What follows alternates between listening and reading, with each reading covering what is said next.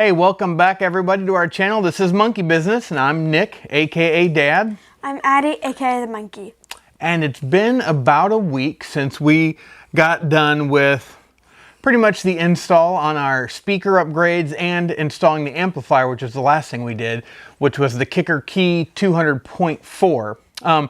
Now some of the things we didn't show you in the video was one thing I did do is I have the 4Scan program on my laptop, and I read a lot of people saying that you needed to make sure that you boosted the power to the rear speakers, and this is something a Ford dealership does when they put in that sound bar. That's an accessory from Ford, but you can do that with 4Scan, giving them more output to those speakers. Another thing I'd read too was to flatten the equalizer from the stock radio. So that was another thing I had found the codes for to do, just to make sure the amplifier was doing what it needed to without any hindrance from the audio control module or the ACM. So those are the changes you're going to be making, would be to the ACM module. So yeah, those are things I didn't show you in there, but if you don't have 4Scan, you know, you can get it pretty easily. It's a free program. Yeah. So yeah, and it's pretty user friendly, and there's plenty of tutorials on YouTube and on the internet on how to use it. So, but let's get into some other things too. Yes. So when we got our speakers from Crutchfield, they do send you wiring harnesses. Yes. But the ones they send you were for the 6.5 speakers and the kick panels, which are these right here. This is the Metra 72-5602. These will not work with the 4-inch speakers in the dash, or if you decide not to upgrade to a 6.5 speaker in the back, but you just upgrade to a better 4-inch speaker in those pods. Again, this is not the wiring harness you'll want. These I found from Metra. This is the 72-5601, and these are the ones that actually go to the 4-inch speakers. This was a part I kind of waited on because it looked like Crutchfield had them on back order, and it took me a couple weeks to get them from Metra. So I actually ended up ordering 4 of these, so I've got 2 extras just in case.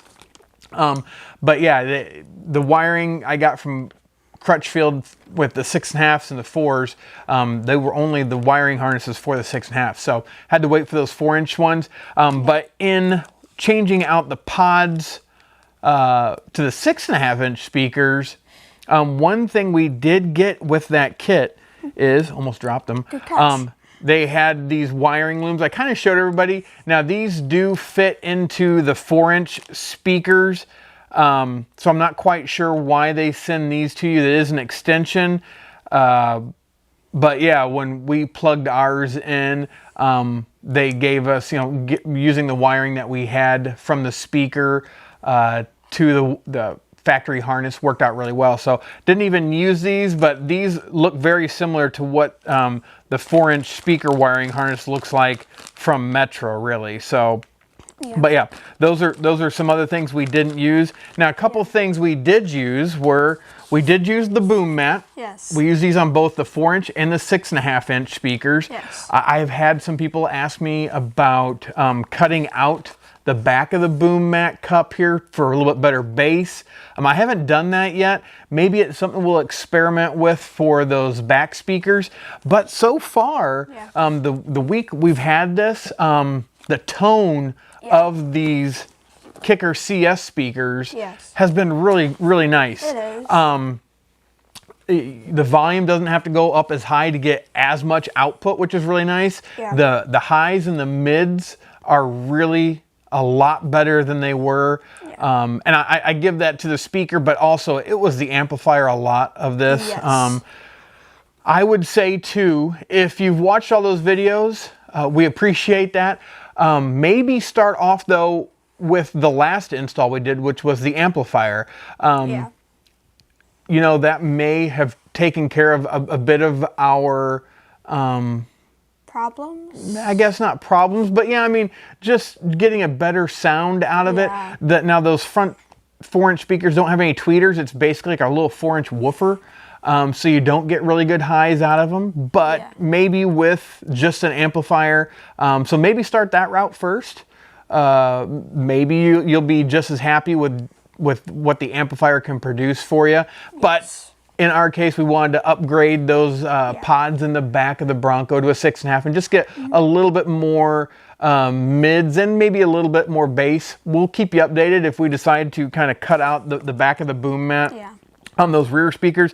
The ones in the kick panels, I don't think I want to cut those out. I do get a little distortion or vibration from the bass that they do produce at this point, so I'm afraid that if I cut those out, I might get a little bit more, especially bouncing off those inside panels. So far, though, really happy with the way it turned out. I mean, the music we listen to ranges from, kind of some classic rock to modern rock to hip hop to pop, country. We listen to a lot of different music, and so far everything has sounded great, and we're really impressed with the sound quality we're getting from those kicker speakers. Now, you know what? In the comments below, tell me, do you think we should be putting in a subwoofer? And if so, is an 8-inch subwoofer big enough? Or do you think somebody needs to put in a 10-inch subwoofer to be able to get some good bass? I don't know. I'm pretty happy with what we have now, but we do have that extension from that plug and play company to be able to plug that whole harness into a bigger amplifier just for a subwoofer. So yeah, put in the comments, do you think we should add a subwoofer? Is that something we should do at a later install? Comment Let us down know. below. Exactly, comment down below. But yeah, everything we've installed, we've been really happy with, and it's turned out really well. We appreciate everybody that's been watching. If you have any questions, please put them down below. Again, comment down below. But we'll put our cards up here above Addie with those different installs. We first had the 4-inch install for those speakers on the dash. And then that second one was the kick panel speakers. Now, that one too, I had to make some modifications to the grills, the factory grills, because they have like a ring molded into them that basically goes right around the speaker. Well, with an aftermarket speaker, it wouldn't fit flush, so I had to take a Dremel and kind of cut that off from the inside, just so it would fit flush. I want it to look factory. But yeah, that was probably the only issue there. And then with the pods in the back, you don't have to. I got some comments, people saying, well, do I have to buy that 90-degree tool? Don't you have one in your Bronco kit? You do have basically a ratchet in there, but you just don't have a whole lot of clearance in that ratchet. It's pretty thick. I wanted to find something that was really low profile, and what I found was that tool from Harbor Freight. I wasn't pitching Harbor Freight, it was just something I had found and someone had told me about, and it worked out really well. You just don't have a lot of space when you have your hard top on. If you have a soft top, I think you'll have a lot more room. Or if you do this during the summer months and you have your hard top off, perfect time to do that. So, but yeah, other than that, those are some of the things that we didn't have in the video. Everything was really easy to take apart. Obviously, when we've done the upgrade to deactivate the auto start stop, a lot of that was in the same location that we were taking off, and to take off that whole panel that has your climate controls in it gave you so much more room to get things around in there. It did. So yeah, that was just something we wanted to update everybody on how the speakers are doing. They sound fantastic. You know, a level 5 in volume now seems like what the level 10 used to be. And a level 10 now is loud enough for us. But when we have a good song come on, we have been known to turn it up a little bit more. But the amplifier is doing a great job. That is a really nice amplifier for the inside speakers. It is. And we haven't really messed with a modification on how to mount that yet. We're still using the zip ties, but we'll see what we do from here. But no, we've got more upgrades coming up. Yay. And we appreciate everybody watching. Just wanted to give everybody an update on how it's going. But if you have any questions, or let us know down below what you think. Should we add a subwoofer? And if so, should we try to figure out putting in just an 8-inch? Or should we put in a 10-inch subwoofer? let us know in the comments. Down below. Not up there. Down there. But hey everyone, just before we end this video though, about how everything's been going with the speakers, the last thing we want to talk about was our giveaways. We had the February giveaway still here, which is the carbon fiber overlays for the Bronco, both the steering wheel and the audio controls or climate controls. And then we also had those a set of 3 seatbelt retainers for when you take your top off and you don't have to worry about those things slapping against. Stay tuned. Monk has come up with some pretty cool ways for that giveaway. And then we also had the March giveaway, which was the Rhino USA soft shackles.